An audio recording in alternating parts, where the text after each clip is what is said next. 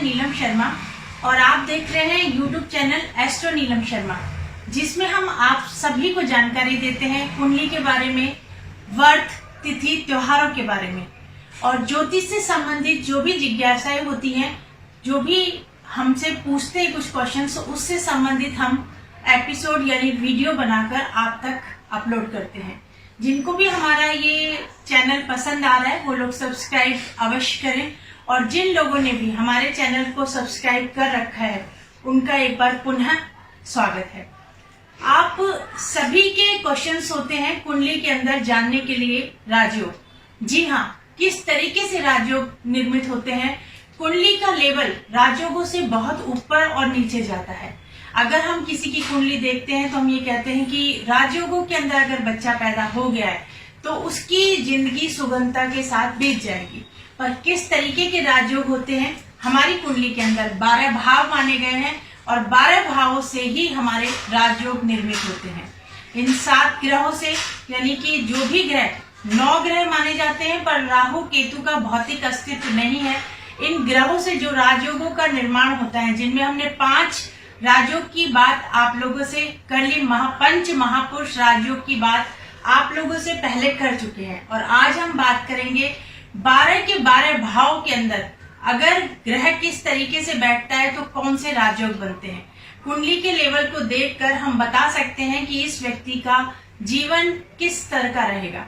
तो आप खुद स्वतः जो लोग भी थोड़ा सा भी ज्योतिष में इंटरेस्ट रखते हैं वो इन योगों को अपनी कुंडली के अंदर देख सकते हैं और इन कुंडली के अपने योगों के माध्यम से अपने जीवन में आने वाली परेशानियों से मुक्ति पा सकते हैं और अपने समय को देखकर अपना जो आगे की प्लानिंग है वो कर सकते हैं। तो आज हम बात करते हैं पहले भाव लग्न से। लग्न यानी कि स्वयं खुद का भाव होता है। द्वितीय भाव धन से संबंधित है। तृतीय भाव साहस पराक्रम छोटे बहन भाइयों से संबंधित है। चौथा भाव माँ से सुख सुविधा वाहन से संबंधित रखता है। पंचम भाव बुद्धि से, संतान से, प्रेमिका से संबंध रखता है। छठा भाव रोग शत्रुता से संबंध रखता है। सप्तम भाव पत्नी का पार्टनर का होता है। पत्नी का पार्टनर का होता है सप्तम भाव। अष्टम भाव आयु का कारक होता है, आयु से संबंधित रखता है, ससुराल पक्ष से रखता है, पार्टनर के धन से रखता है। नवम भाव भाग्य से, फादर से रिलेटेड रखता है। दसम भाव अपना ही कर्म भाव होता है और कर्म भाव के साथ साथ पिता का धन भी वहां से हम देख सकते हैं। एकादश भाव लाभ स्थान होता है और किसी भी चीज की अधिकता, यानी कोई भी भाव अगर उसके अंदर हमारा भाव का स्वामी आता है तो उसको हम अधिकता के रूप में देख सकते हैं। लाभ का होता है, दामाद का होता है अगर बेटी है तो, और बेटा है तो बहू का भी होता है। और 12वां भाव होता है खर्चे का, मोक्ष का, और किसी भी तरीके की जो हम खर्च करते हैं वो 12वां भाव आता है। चाहे कोई भी भाव का स्वामी उसके अंदर बैठेगा तो हम उसको बोल देंगे कि खर्च भाव के अंदर चला गया। ये कुंडली का सिंपल सा हमने आपको थोड़े से उदाहरण देकर मतलब बताना चाहा है कि ये भाव किससे रिलेटेड रखते हैं, पर इन्हीं भावों के अंदर 12 योग बनते हैं। आज उन योग की मैं चर्चा इस वीडियो के माध्यम से आप तक करूंगी। पहला, अगर लग्न के अंदर स्वराशि का ग्रह बैठा है, उच्च का ग्रह बैठा है और कि वो अस्त नहीं है और शुभ ग्रह द्वारा देखा जा रहा है, वो ग्रह कोई भी ग्रह हो सकता है। आप यहाँ इसको ये मान के मत चलिए कोई एक ग्रह की बात नहीं करी, कि कॉमन सभी के लिए अगर है तो चामर नाम का राजयोग बनता है। इसी तरीके से द्वितीय भाव के अंदर यानी कुटुंब का, पैसे का, धन का और प्रारंभिक शिक्षा का है, अगर वहां पर वाणी का है, अगर वहां पर स्वराशि का ग्रह बैठा है, शुभ भाव में बैठा है और उच्च का होके कोई ग्रह बैठा है और उसको शुभ ग्रह देखते हैं, अस्त नहीं है वो ग्रह, तो वो द्वितीय भाव जो है आपका वो धेनु नाम का राजयोग बनाता है, जिससे कि आपको अपार धन संपदा मिलने के योग बनते हैं। वाणी अच्छी होगी, आपका कुटुंब अच्छा रहेगा, आपके धन धान्य घर में रहेगा। चामर योग के अंदर जैसे कि मैंने योग बताया वो खुद का होता है, तो कीर्तिवान, लक्ष्मीवान, सुशील, सुलक्षण, सुंदर ये रहता है। धेनु में जो रहता है आपके पास धन वाणी कुटुंब अच्छा रहेगा। तीसरे भाव से अगर तीसरे भाव के अंदर कोई ग्रह स्वराशि का बैठा है या उच्च का बैठा है और अस्त नहीं है, उसको शुभ ग्रह देखते हैं तो शौर्य नाम का राजयोग बनता है। शौर्य नाम के राजयोग के अंदर अच्छा पराक्रम रहता है, छोटे बहन भाइयों का सुख बहुत रहता है, छोटी यात्राएं जो भी होंगी वो सुगमता पूर्वक हो जाएंगी और छोटे बहन भाइयों के द्वारा आपका पराक्रम बढ़ा रहता है। तो शौर्य नाम का राजयोग आपको तीसरे भाव से मिलता है। चौथे भाव के अंदर समुद्र नाम का राजयोग होता है, जिसके अंदर उसके अंदर आया हुआ भाव के अंदर आया हुआ ग्रह स्वराशि का हो, उच्च का हो और कोई भी अशुभ ग्रह ना देखता हो, शुभ ग्रह की दृष्टि हो और वो अस्त ना हो, तो समुद्र नाम का राजयोग बनता है। अच्छा वाहन सुख होता है, माँ का अच्छा सुख मिलता है, कुटुंब परिवार उसमें अच्छा सहयोग करते हैं।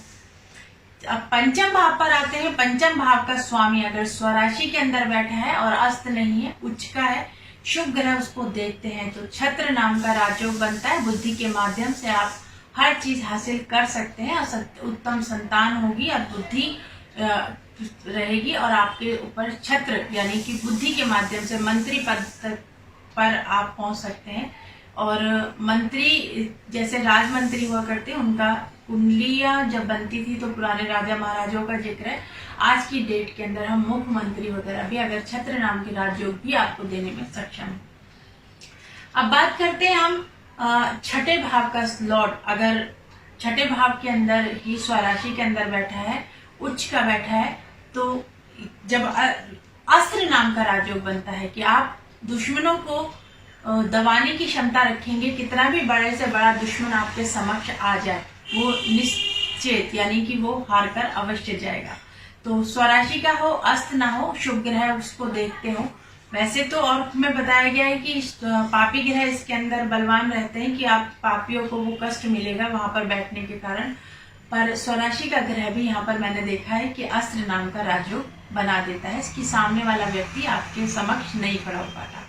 सप्तम भाव का स्वामी अगर स्वराशि का है, अस्त नहीं है और उच्च का कोई ग्रह बैठा है, शुभ ग्रह की दृष्टि है वहां पर, तो काम नाम का राजयोग बनता है और इस राजयोग के माध्यम से आप व्यभिचारी नहीं होते और आपकी पत्नी पुत्र बंधुओं का सुख आपको बहुत अधिक मिलता है।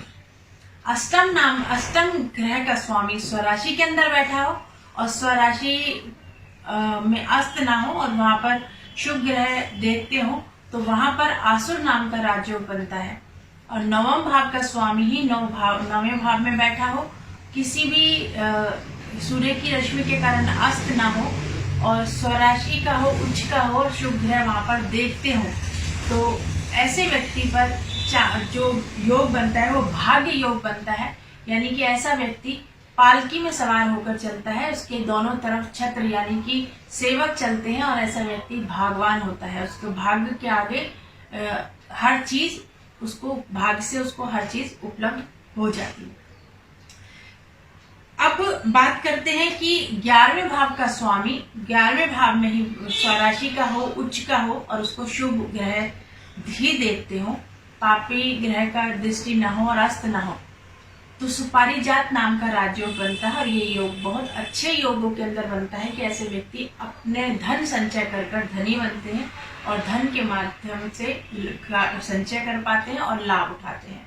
तो ऐसे व्यक्ति का जो कीर्ति है, यश है, लक्ष्मीवान होता है, वो काफी बढ़ोतरी पर होता है। दसम भाव रह गया। दसम भाव का स्वामी अगर दसम भाव के अंदर ही हो, स्वराशि का हो, उच्च का हो और वो अस्त ना हो, तो ख्याति नाम का राजयोग बनता है। ऐसा व्यक्ति बहुत ख्याति प्राप्त करता है और अपने कुटुंब के अंदर एक तरह से कुलदीपक का काम करता है, लक्ष्मीवान होता है, धनवान होता है और अपनी प्रजा का बहुत अच्छे से पालन करता है। उस पर जितने भी लोग आश्रित होते हैं उनकी देखभाल ऐसे ख्याति नाम के राजयोग वाले बहुत अच्छी तरीके से कर पाते हैं। अब बात करते हैं 12वें भाव का स्वामी अगर स्वराशि का हो और 12वें भाव के अंदर ही स्थित हो, और तो ऐसे व्यक्ति को का जो योग बनता है वो मूसल नाम का राजयोग बनता है। ऐसे व्यक्ति खर्चा करते हैं बहुत अधिक, पर खर्चा वहां करते हैं जहां पर जरूरत हो और ऐसी कुंडली के माध्यम से अंत में उनको मोक्ष की प्राप्ति अवश्य होती है, यानी स्वर्ग की प्राप्ति। तो आज आपको 12 भाव से बनने वाले राजयोग की मैंने जानकारी दी। तो आगे ऐसे ही ज्योतिष की जिज्ञासा जिनके मन में उठती है वो हमें कमेंट बॉक्स में और मैसेज करके पूछ सकता है, तो हम एक वीडियो अवश्य बनाएंगे उससे संबंधित। और ये ज्योतिष के प्रचार प्रसार के लिए है, ज्योतिष में जिज्ञासा रखने वालों की जिज्ञासा को शांत करने के लिए भी वीडियो बनाए जाते हैं। तो आगे एक नया विषय लेकर आपके समक्ष फिर उपलब्ध होंगे। तब तक के लिए नमस्कार।